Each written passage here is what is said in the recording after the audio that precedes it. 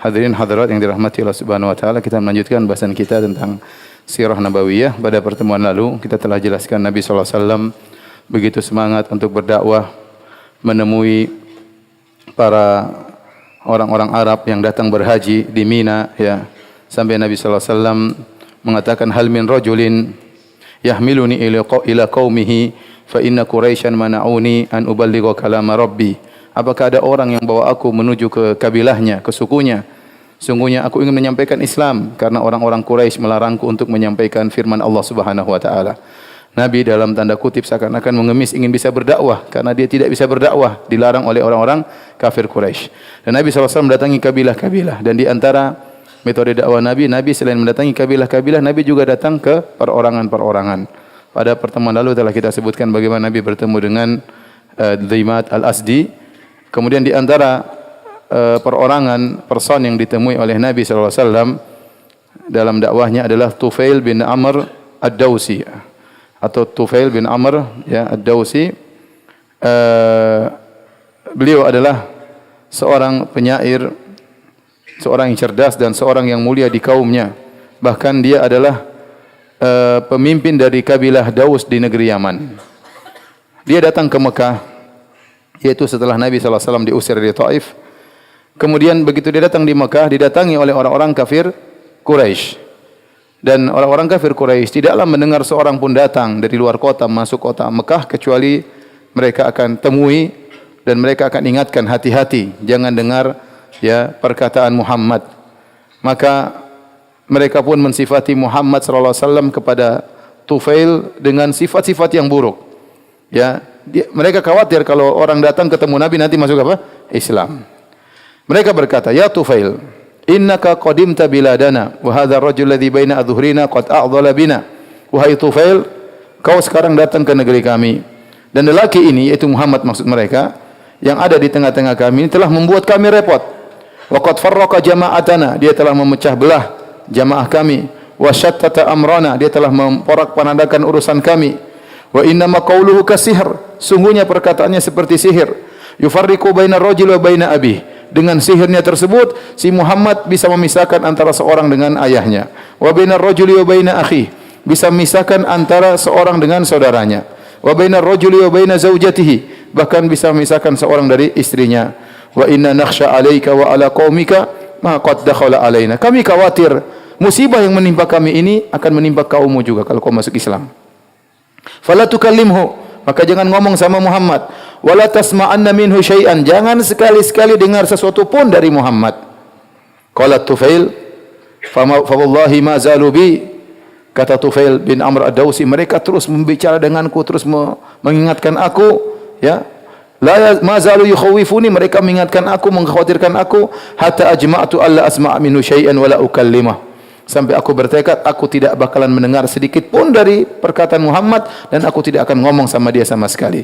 Wa hatta hasyautu fi udhuni hina ghadawtu ila al-masjid kursufan farakan min an yablughani, maka sampai-sampai rasa takut, khawatir yang luar biasa, sampai aku mengambil kain kutun, aku masukkan ke dalam apa? Telingaku. Jangan sampai ke Masjidil Haram ketemu Muhammad, dengar omongan Muhammad, bahaya, nanti tersihir, ya. Maka aku pun pergi ke Masjidil Haram, wa ana la uridu an asma'ahu, dan aku tidak ingin mendengar sesuatu pun dari Muhammad. Aku pun pergi ke Masjidil Haram. Fa idza Rasulullah sallallahu alaihi wasallam qa'imun yusalli indal Ka'bah. Ternyata Nabi lagi salat di sisi Ka'bah. Dia penasaran. Fa kuntu minhu qariban, aku pun berdiri dekat dia. Nabi lagi salat, cuek nih dong di belakang, enggak peduli. Nabi salat. Fa aballahu illa an yusmi'ani ba'dha qawlihi. Aku tidak ingin mendengar, tapi Allah berkehendak akhirnya aku mendengar sebagian perkataan bacaan Nabi SAW. Nabi lagi salat, tentu baca apa? Quran. Ini baca dengan suara yang dikeraskan. Qala fasami'tu kalaman hasanan, aku pun mendengar perkataan yang indah. Fakultu fi nafsi, aku berkata kepada diriku, wathqula ummi, wallahi inni la rajulun labibun syair, ma yakhfa alaihi al-hasanu min al-qabih. Kata dia, celaka aku. Aku ini demi Allah, aku ini orang cerdas. Aku ini penyair, masa tidak bisa bedakan perkataan baik sama perkataan buruk? Apa yang menghalangiku untuk mendengar perkataan lelaki ini? Coba saya dengar dulu. Fa in kana alladhi ya'ti bihasan qabiltu. Kalau yang dia datangkan baik saya terima. Kenapa saya tidak terima? Wa in kana qabihan taraktu. Kalau ternyata yang dia bawa adalah keburukan, aku akan tinggalkan. Aku pun dengar Nabi salat, aku pun berdiam di situ dekat Nabi hatta sarafa Rasulullah SAW ila baitihi. Setelah Nabi salat, Nabi pulang ke rumahnya. Fattaba'tuhu, aku pun ikut Nabi SAW. Hatta idza dakhala baitahu dakhaltu alaihi. Begitu Nabi masuk rumah, saya ikut masuk. Faqultu ya Muhammad, wahai Muhammad. Langsung dia ngomong. Inna qaumaka qad qalu li kadza wa kadza. Kaummu telah memperingatkan aku, katanya kau begini, engkau begini, engkau begini. Ma barihu yukhawifunani amraka hatta sadattu udhunayya bi kursufin li al asma' qaulak. Mereka terus menakut-nakuti aku sampai aku taruh kutun kapas di telingaku agar aku tidak mendengar perkataanmu. Sampai ternyata Allah berkehendak aku mendengar sebagian perkataan engkau. Fasami'tuhu qaulan hasanan. Ternyata yang aku dengar perkataan baik. Fa'rid alayya amrak. Tolong jelaskan apa yang kau bawa ini kepada umat. Apa yang kau bawa? Qala fa'arada alayya Rasulullah sallallahu alaihi wasallam al-Islam. Maka Nabi pun menawarkan Islam kepadaku, menjelaskan Islam. Wa tala alayya al-Quran. Dan Nabi pun bacakan Al-Quran kepadaku. Fala wallahi ma sami'tu qaulan qad ahsana minhu. Demi Allah aku tidak pernah mendengar perkataan yang lebih indah daripada apa yang dibaca oleh Muhammad. Wala amran a'dala minhu, dan perkataan yang lebih adil daripada itu. Fa aslamtu wa syahidtu syahadatal haq. Aku pun masuk Islam dan aku bersaksi asyhadu an la ilaha illallah wa asyhadu anna Muhammadar Rasulullah. Qultu ya Nabi Allah, aku berkata wahai Rasulullah, inni mru'un muta'un fi qaumi. Aku adalah orang yang ditaati di kaumku. Wa ana raji'un ilaihim, dan aku akan pulang menemui kaumku di Yaman, di kabilah Daus. Wa da'ihim ilal Islam, aku akan menyuruh mereka untuk masuk Islam. Fadu Allah an yaj'ala li ayah. Berdoalah kepada Allah agar Allah menjadikan aku, memberikan kepadaku ayah, itu suatu tanda, suatu karamah atau mukjizat.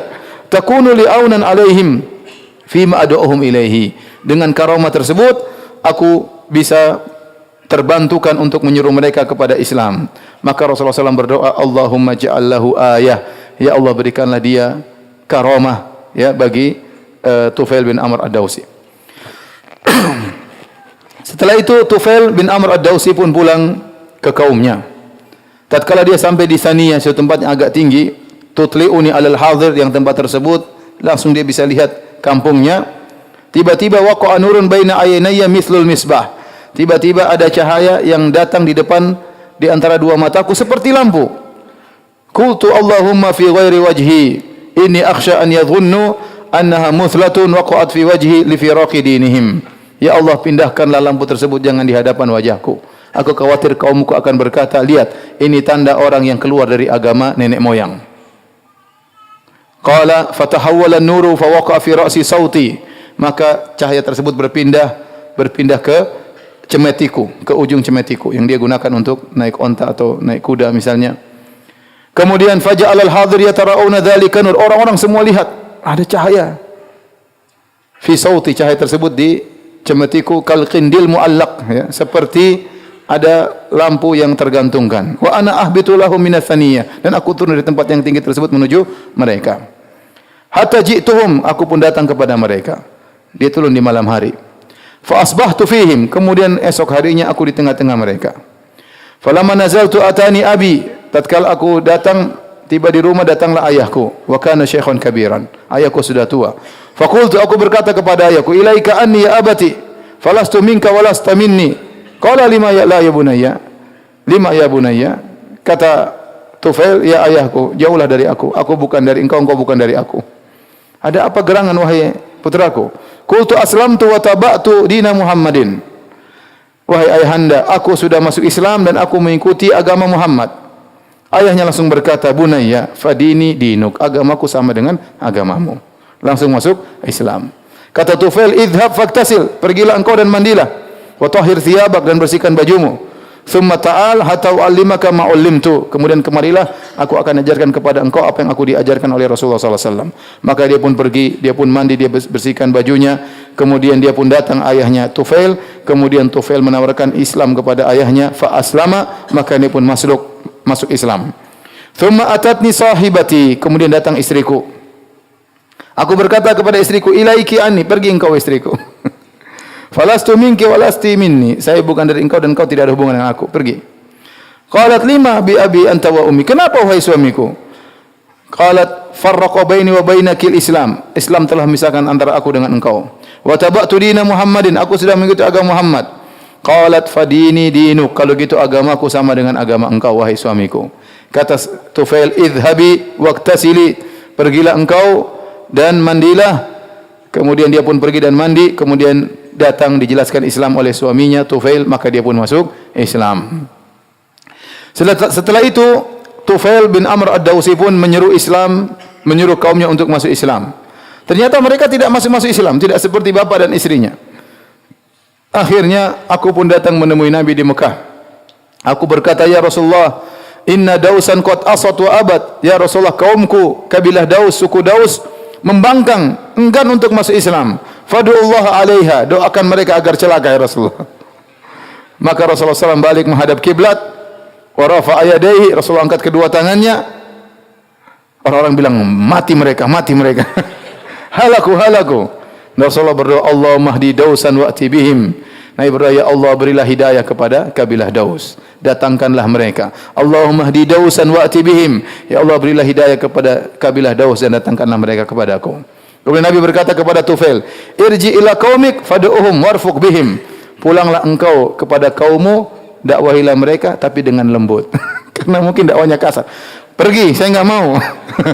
Gayanya Tufail seperti itu. Karena dia pemimpin maka dia biasa mungkin agak kasar kepada orang-orang di sana. Maka Nabi ingatkan dia, pulanglah engkau, berdakwalah dengan apa? Kelembutan. Kata Tufail, aku pun pulang kepada kaumku. Aku selalu berada di kampungku, aku menyuruh mereka kepada Islam sampai akhirnya Rasulullah SAW berhijrah ke kota Madinah. Kemudian terjadi perang Badar, perang Uhud. Dia masih di Daus, terus berdakwah di situ. Kemudian terjadi perang Khandaq sekitar tahun 5 Hijriah. Ya, setelah itu aku pun datang menemui Rasulullah SAW membawa orang-orang Islam dari kaumku. Dibawa rame-rame menuju Nabi SAW. Rasulullah SAW sedang berada di Khaybar sekitar tahun 7 Hijriah. Hatta nazaltul Madinah bi sab'in aw 80 baitan min Daus. Sampai aku bawa ada 70 atau 80 keluarga. Ya, semuanya masuk Islam, saya bawa ke mana? Ke Madinah. Kemudian kami pun menyusul Nabi di Khaybar.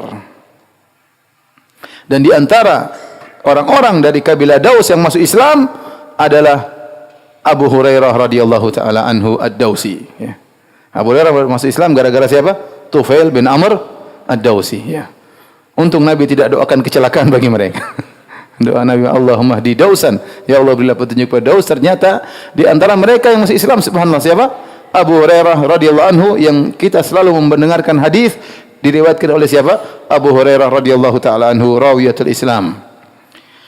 Bagaimana kisah Tufail bin Amr ad-Dausi? Tufail bin Amr ad-Dausi setelah Rasulullah SAW wafat, dia tinggal di Madinah. Ya. Kemudian terjadi setelah Rasulullah SAW meninggal dunia terjadi banyak orang-orang yang murtad. Kemudian muncul namanya Musailimah al-Kadzdzab, ya, nabi baru yang ada di Yamamah. Akhirnya kemudian Abu Bakar radhiyallahu anhu, pengganti Rasulullah SAW, kemudian memerintahkan para sahabat untuk berperang, memerangi orang-orang yang murtad yang mengikuti nabi baru. Dipimpin oleh Khalid bin Walid, maka mereka pun berangkat menuju peperangan melawan Musailimah al-Kadzdzab. Dalam perang yang masyhur namanya Ma'rakatil Yamamah.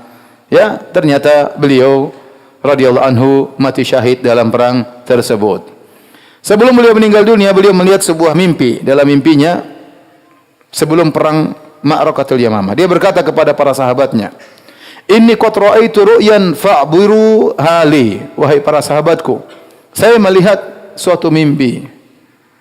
Tolong takbirkanlah kepadaku apa makna mimpi tersebut. Ra'aitu anna ra'si hulik. Aku bermimpi melihat kepalaku digundul.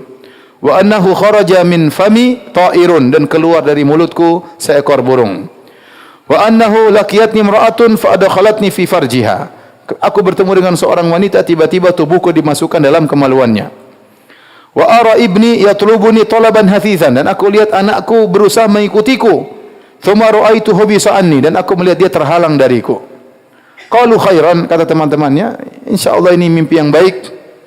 Qala, kata Tufail bin Amr ad-Dausi, amma ana wallahi qad awwaltuha. Adapun aku, demi Allah, aku telah mentakbir makna dari mimpiku ini.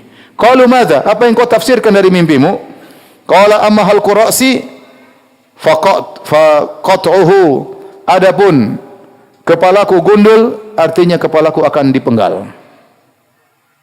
Wa amma at-ta'iru alladhi kharaja min fami faruhi. Adapun burung yang keluar dari mulutku, maka itulah ruh yang akan keluar dari badanku.